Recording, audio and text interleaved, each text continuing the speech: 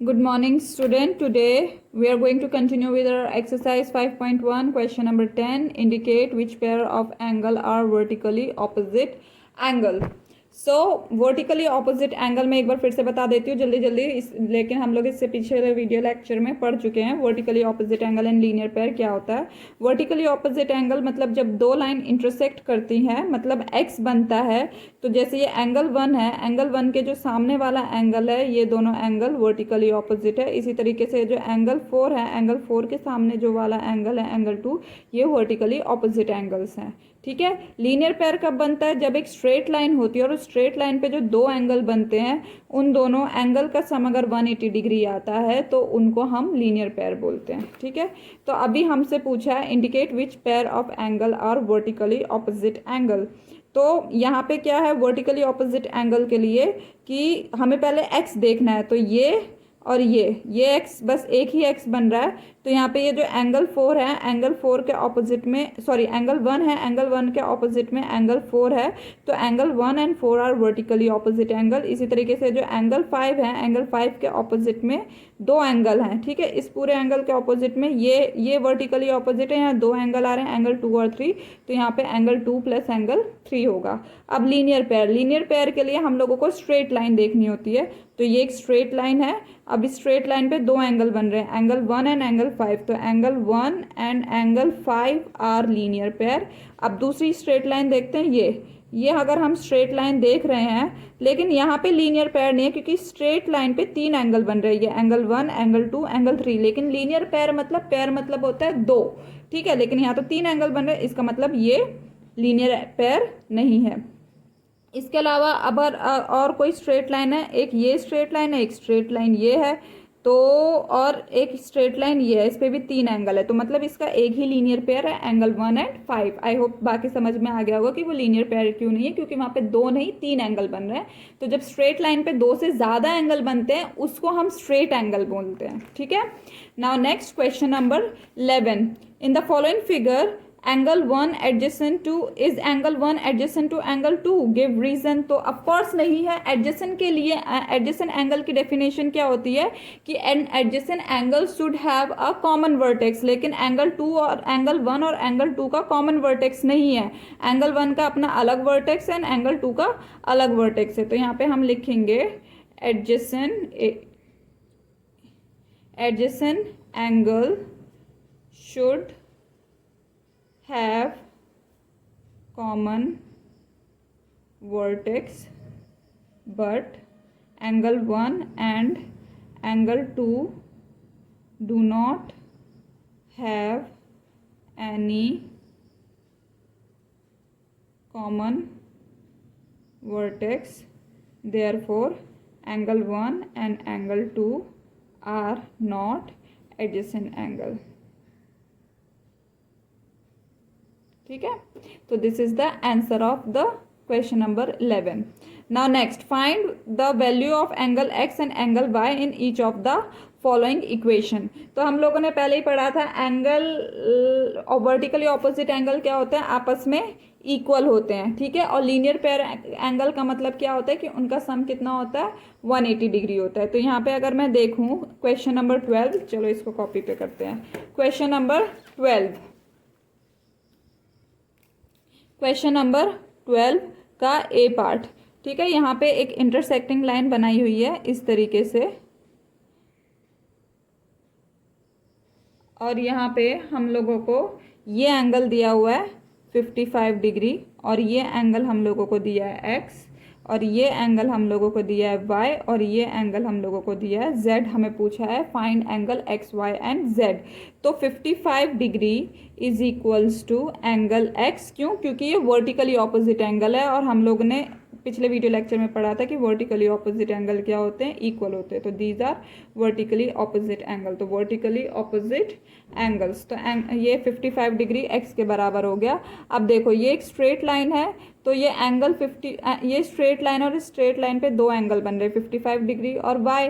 तो इसका मतलब ये इन दोनों का सम कितना होगा, 180 डिग्री, लीनियर पेयर। तो 55 degree plus angle Y is equals to 180 degree. क्यों? क्योंकि ये दोनों क्या है, लीनियर पेयर है। ठीक है। उसके बाद एंगल वाई कितना हो जाएगा, 180 माइनस 55 डिग्री। तो अगर मैं इसको माइनस करती हूँ तो कितना आ जाएगा,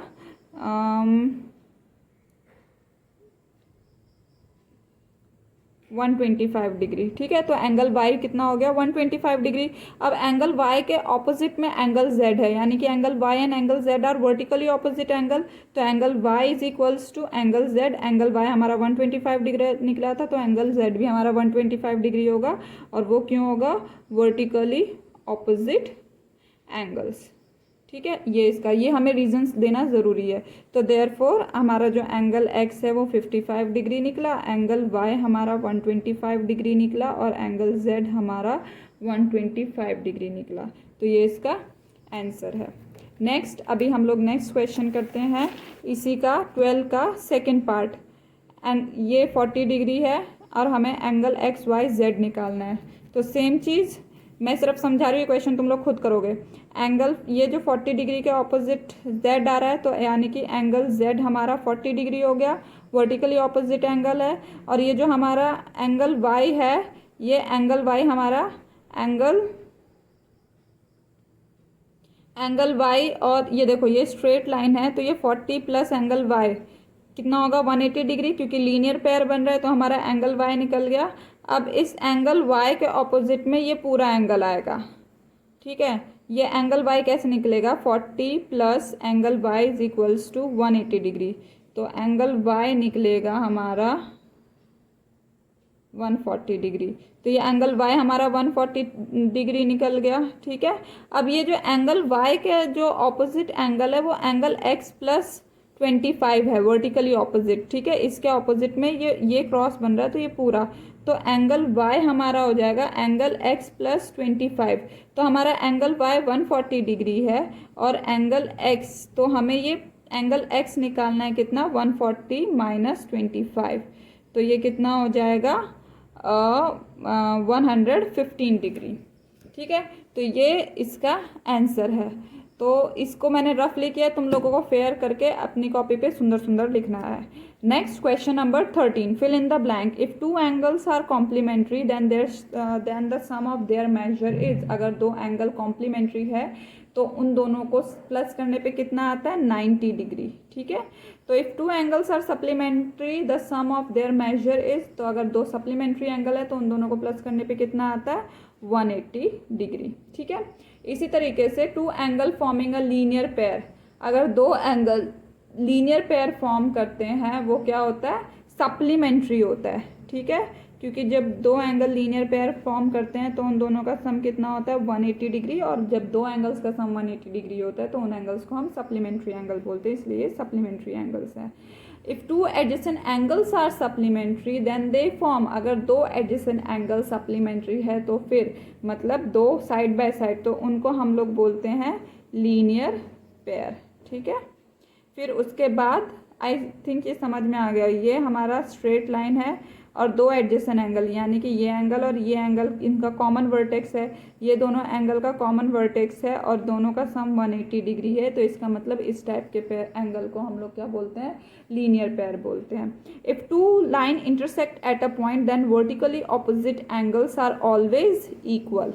अगर दो लाइन आपस में इक्वल होते इंटरसेक्ट करते हैं तो जो वर्टिकली ऑपोजिट एंगल्स होते हैं वो क्या होते हैं, इक्वल होते हैं। If two line intersect at a point, if one pair of vertically opposite angle are acute angle then the other pair of vertically opposite angles are, जैसे कि इसमें बोल रहे हैं अगर जैसे कि दो लाइन इंटरसेक्ट किए, अगर ये वाला एंगल इस वाला एंगल, मतलब ये क्या है हम लोगों का एक्यूट एंगल बन रहा है, तो दूसरा जो पेयर होता है वो हमेशा क्या होता है, ऑब्ट्यूस होता है। ठीक है, क्योंकि अगर देखा जाए तो लीनियर पेयर है, ये एक स्ट्रेट लाइन है, उस पर दो एंगल बन रहे हैं। ये हमने एक वीडियो लेक्चर में पढ़ा था, पिछले वीडियो लेक्चर में, कि लीनियर पेयर में एक एक्यूट एंगल होता है तो एक ऑब्ट्यूस एंगल होता है। तो इसी तरीके से वर्टिकली ऑपोजिट एंगल में अगर एक पेयर एक्यूट एंगल का होता है तो दूसरा पेयर ऑब्ट्यूस एंगल का होता है। तो यहाँ पे आंसर क्या आएगा, ऑब्ट्यूस। ठीक है, now next, in the adjoining figure name the following pair of angle obtuse vertically opposite angle. Obtuse vertically opposite angle बनाना है तो फिर angle AOD and angle BOC। तो हम यहाँ पे लिखेंगे angle AOD and angle BOC। Adjacent complementary angle मतलब दो एंगल जिनका सम 90 डिग्री हो और वो एडजेसेंट हो, एक के बाद एक के साथ में भी हो। तो एडजेसेंट कॉम्प्लीमेंट्री एंगल, दो एंगल जिनका जो 90 डिग्री हो, और ये angle BOA and angle AOE, क्योंकि एंगल BOE क्या है 90 डिग्री है, और ये angle BOA and angle AOE ये क्या हो गए एडजेसेंट कॉम्प्लीमेंट्री एंगल। तो यहाँ पे angle BOA and angle AOE, ठीक है। Equal supplementary angle, equal supplementary angle मतलब सप्लीमेंट्री एंगल हो और वो दोनों एंगल्स इक्वल हो, तो angle BOE and angle EOD। तो यहाँ पे angle BOE and angle EOD। उसके बाद अनइक्वल सप्लीमेंट्री एंगल मतलब उन दो को सम करके हमारा सप्लीमेंट्री एंगल आए और वो अनइक्वल हो, तो यहाँ पे angle EOE and angle EOC, ये हमारी स्ट्रेट लाइन बन रही है ना, तो angle AOE and angle EOC। तो यहाँ पे हमारा आएगा angle AOE and angle EOC, ठीक है। आई थिंक तुम लोगों को समझ में आ रहा होगा।